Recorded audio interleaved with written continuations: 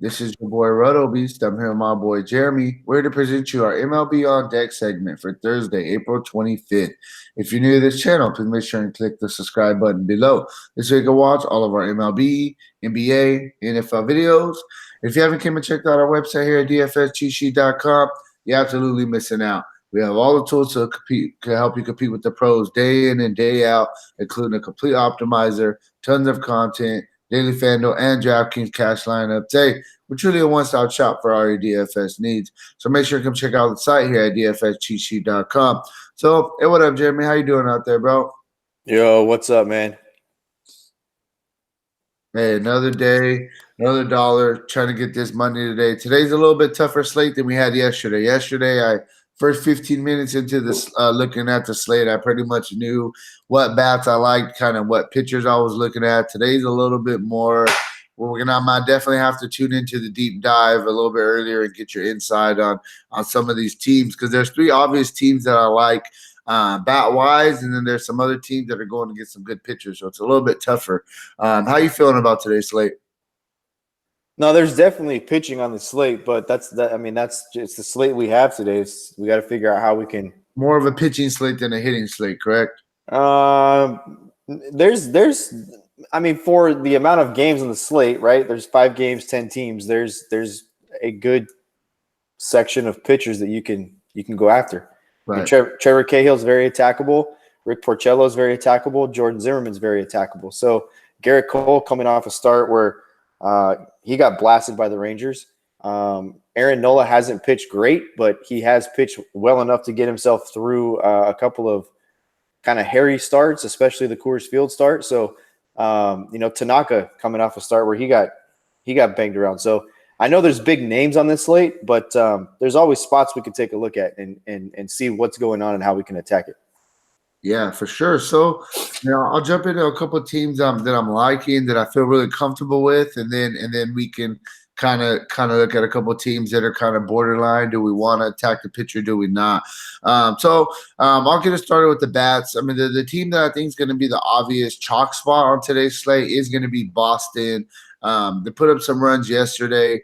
I think a lot of people are going to go right back to the well today at home, going against Jordan Zimmerman. Jordan Zimmerman just isn't very good. The past couple of years, the guy has been, he's been mediocre.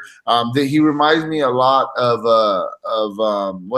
Andrew Cashner for Baltimore because they both aren't very good pitchers. They both give up a lot of base runners. They both get hit, but they figure out ways to get out of jams, and that's the same thing with Jordan Zimmerman. I feel as Cashner. It just happened with Cashner the other day. He was giving up a bunch of runners, but he kept getting out of it. So Jordan Zimmerman, he gives up a 344 WOBA to left-handers, 313 WOBA to right-handers.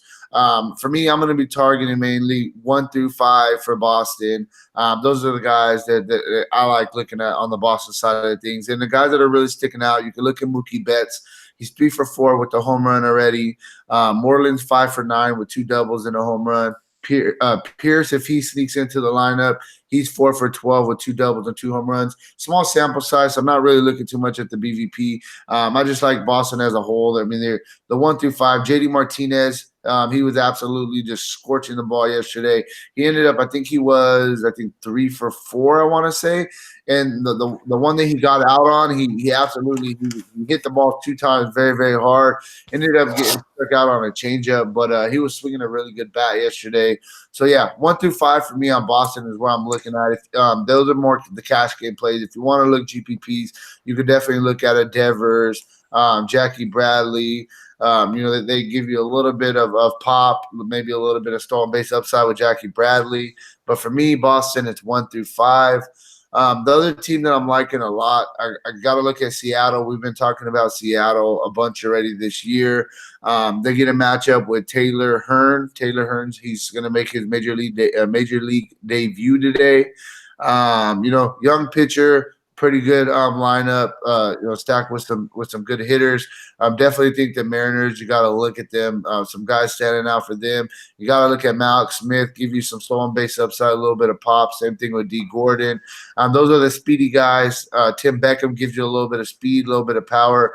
And then if you want, if you're looking for the home runs with the Mariners, you got to look at Encarnacion, Jay Bruce. Those guys are a little bit more hit or miss. But when they get a hold of one, they can definitely hit the ball pretty far. And the Haniger's been swinging a pretty good bat as well at the top of the order. So I like, some of the Seattle guys. And the only other really obvious spot, and then we can jump into some other spots real quick, is I like Philadelphia going against Caleb Smith. Caleb Smith gives up a 324 WOBA to left-handers, 300 WOBA to right-handers. Philadelphia has a 4.7 projected total on this slate. Philadelphia got a stacked lineup. You can legitimately pretty much look at, obviously the top plays on it. It's going to be the 1 through 5 in the lineup. That's where they have their best hitters. But then you could also look at Franco. You could look at a Roman Quinn, a little bit lower price as well. And then Andrew McCutchen, he has some pretty good numbers: 3 for 7, 2 doubles and a home run. He's hit them 3 times, 3 extra base hits. So I like Philadelphia, but outside of Boston, Seattle, Philadelphia, who are you looking at, man? I know you mentioned the Yankees. You got Houston against Bauer, the Angels against Tanaka, the Dodgers against Lester. The Dodgers against Lester for me were the ones that was kind of sticking out a little bit because Lester hasn't been pitching the best this year. But what do you think outside of Boston, Seattle, Philadelphia? Well, the Dodgers aren't on the main slate; they're on the early slate. Oh shit! Okay, yeah, there you go. So we'll scratch that one off. So there's interesting things on this slate, and I have to tell you, bro, I cringe every time you give BVP stats, and it's like this guy's 1 for 4 or 2 for 3, or like McCutchen. I believe McCutchen got Caleb Smith in 1 game. It was just 1 game, so it's like McCutchen had 1 good game. But this year as a whole, outside of Bryce Harper and Odubel Herrera in that Phillies lineup. Which lefties do they have? They're predominantly a right-handed lineup, right, against Caleb Smith. Right. Well, yeah, you got. And Caleb Smith this year has an expected slugging percentage against him of 282 against right-handed hitting. It's the lowest on the slate. So, I know that before we came on, you were talking about this is a tough slate with all the pitching on it, and that just another example of Caleb Smith. Look, he's a Miami guy. He probably won't get a lot of run support going against Miami, going against Aaron Nola, etc. But he's also a guy that and Philadelphia is a team that over the last couple of days has not just gone lights out and left the scoreboard early on. Jason Vargas was able to have his way with that lineup for the most part. They didn't put up the majority of their runs until the 8th and 9th inning yesterday. So my point is that you got a guy in Caleb Smith who's pitched really decent this year.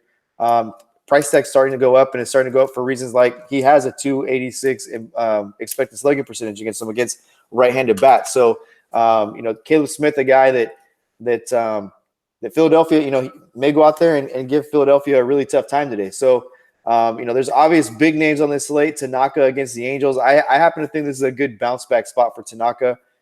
This Angels team is their bullpen. If it's not taxed by now, they got a little bit of a break last night, but the Yankees they've just broken the will in this series of the Angels coming back. They just got up on them early on Monday, and then they go 14 innings Monday, and the Yankees end up winning that. Then Tuesday they just absolutely obliterate them early, and then last night they steal one. So their bullpen's been taxed. Outside of the 6 innings they got out of Pena last night, and what a weird situation that was.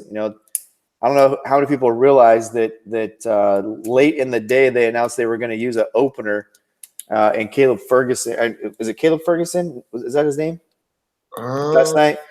Anyway, I can't think of the guy's name. So, no, Bedrosian, Cam Bedrosian. I'm sorry, Cam Bedrosian ended up opening the game, and then Pena came in the second. I'd be interested to know if somebody would comment on here if they gave Felix Pena a quality start yesterday on FanDuel. I would love to know that because he didn't start the game, and I'm just curious to see if they're giving, when an opener comes in and pitches the first inning, and then the starter comes in and pitches 6 or 7 innings and does all the stats for a quality start. I'm curious to see if they gave him a quality start because technically it's not a start. You know what I mean? Right. So I'm curious to see if he got the points for the quality start. And look, Porcello didn't factor in his last start. Okay, pitched better, but didn't factor. Zimmerman blown up in his last start. Garrett Cole blown up in his last start. Trevor Cahill, not a great pitcher, but the Yankees, Gary Sanchez comes back last night, strikes out 4 times, golden sombrero. So there's not a ton of hitting on this slate. To me, the top hitting team on the slate is Seattle. Going against Taylor Hearn. I mean, that's early on. That's looking at it right now. But that's what, like, for me, like Seattle, Boston. I like Boston too. They stood out to me. But after those two, like I didn't know really where to go. That's why I was trying to get your opinion. Right, but where did Boston get its runs last night? Hey, that was a perfect example of. Remember, I texted you. I said, "Hey, this is why we stack." So Boston, what happened with Boston? Real quick story. Boston, they got like 6 runs in the 8th inning. I want to say. So we had 1 through 5 of Boston outside of JD Martinez, who was cleanup spot. So we had Benintendi came up. We had him hit a double. Got 2 RBIs. He was on base. The next guy got walked in Betts, and then the next guy got walked in Moreland. And there was guys. There was a guy on third in front of Benintendi. So when Betts got on and was bases loaded, Moreland got walked. We got an RBI from Moreland. Plus he got his walk. Plus we got the Benintendi run, and then we had JD Martinez came up. He struck out. Bogarts came up. He got walked. So we got a Betts run plus Benintendi RBI plus the walk. It was a carousel, bro. It was like literally they walked 4 or 5 guys in a row. So our guys just kept scoring and getting RBIs off walks. It was hilarious, bro. So if you listened to the deep dive yesterday or you read my stacks piece, I gave bullpen rankings, and that's exactly what I said about Tyson Ross. And I said the kid in Pittsburgh, that they were 2 guys to just avoid. And I didn't know, I didn't like either one of them. I said Arizona was extremely pesky. And if you listen to that, good chance you had Arizona yesterday, and not a lot of people did. And then my point being, with Boston, it's not like their bats caught fire yesterday. Right. I know they put a big number up, but it's not like their bats caught fire. They literally got like bad bullpen that couldn't get anybody out or throw strikes. Right. Ended up giving up a lot of runs. So it's not like there's a clear. To me, there's not a clear-cut number 1 team outside of Seattle in this spot. I mean, the Yankees, we talked about them yesterday. They've got like a minor league team in a lot of spots, but these kids are playing extremely well. Tauchman's playing well. Tyler Wade had a big game last night. DJ LeMahieu breaking out of his slump. Gio Ursula, they've got these guys nobody's ever heard of who are contributing, and they're helping to put runs on the board. Luke Voigt is absolutely on fire. And Brett Gardner had a rough game last night, but you tell me where you think the worst pitcher is, and that's the guy you absolutely want to go get. The only guy we know nothing about is Taylor Hearn. Right. Yeah, no, I agree with you for sure. And to me, that puts so many pitchers. Marco Gonzalez didn't pitch well last year. He wasn't a great pitcher. He's 4-0 this year, right? So Garrett Cole just gets blown up. Obviously, it's a different environment. He's pitching at home.